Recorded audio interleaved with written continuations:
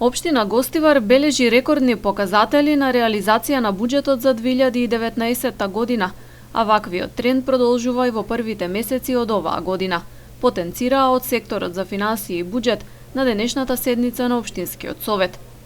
На седницата се разгледуваа и усвоија неколку точки врзани со буџетските прашања, кварталниот извештај за извршување на буџетот на општината и годишната сметка за лани, како и прераспределба на средствата во буџетот за 2020 година.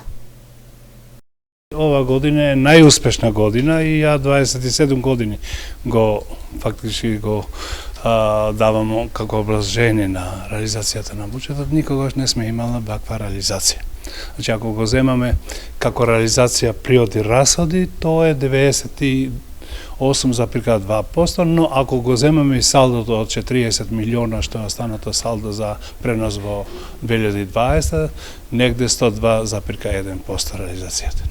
Во своето обраќање пред Советот, градоначалникот Арбен Таравари нагласи дека позитивните резултати најдобро се гледаат во растот на капиталните инвестиции и падот на трошоците.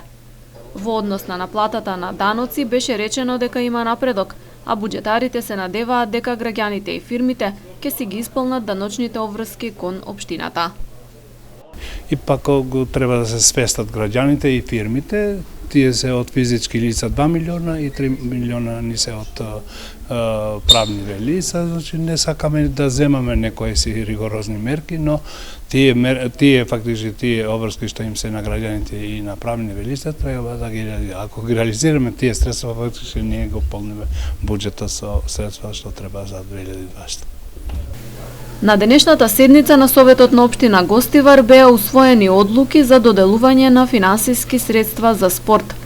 Првично на дневен ред беа поддршката за фудбалските клубови од Долна и Горна Бањица и карате клубот Асиерт. На предлог на советничката група на СДСМ се додаде одлука за поддршка на фудбалскиот клуб Пролетерот Тумчевиште, а на предлог на Алијанса за албанците за ракометниот клуб Јехона.